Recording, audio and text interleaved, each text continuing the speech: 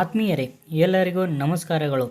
ಆತ್ಮೀಯರೇ, 7ನೇ ವೇತನ ಆಯೋಗದ ಅವಧಿ ಮಾರ್ಚ್ 15 ಅಂದರೆ ನಾಳೆ ಮುಕ್ತಾಯಗೊಳ್ಳಲಿದ್ದು, ಈ ಹಿನ್ನೆಲೆಯಲ್ಲಿ ಇಂದು ಅಥವಾ ನಾಳೆ 7ನೇ ವೇತನ ಆಯೋಗದ ವರದಿ ಸರ್ಕಾರಕ್ಕೆ ಸಲ್ಲಿಕೆಯಾಗುವ ಸಾಧ್ಯತೆ ಇದೆ. ಈಗಾಗಲೇ 7ನೇ ವೇತನ ಆಯೋಗವು ರಾಜ್ಯ ಸರ್ಕಾರಿ ನೌಕರರ ಸಂಪೂರ್ಣ ಮಾಹಿತಿಯೊಂದಿಗೆ ವರದಿಯನ್ನು ಸಿದ್ಧಪಡಿಸಿಕೊಂಡಿದೆ.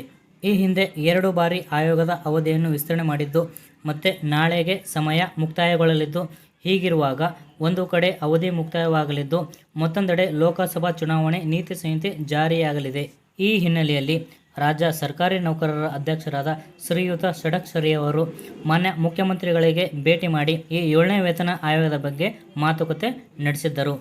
ಮತ್ತೊಂದೆಡೆ ರಾಜ್ಯ ಪ್ರಾಥಮಿಕ ಶಾಲಾ ಶಿಕ್ಷಕರ ಸಂಘದ ಅಧ್ಯಕ್ಷರಾದ ಶ್ರೀ ನಾಗೇಶ್ ರವರು ಕೂಡ ಈ 7ನೇ ವೇತನ ಆಯೋಗದ ಅಧ್ಯಕ್ಷರನ್ನು ಭೇಟಿಯಾಗಿದ್ದು, ಈ ಇಬ್ಬರ ಹೇಳಿಕೆಯ ಪ್ರಕಾರ ಇಂದು ಅಥವಾ ನಾಳೆ 7ನೇ ವೇತನ ಆಯೋಗದ ವರದಿ ಸರ್ಕಾರಕ್ಕೆ ಸಲ್ಲಿಕೆಯಾಗುವ ಸಾಧ್ಯತೆ ಇದೆ.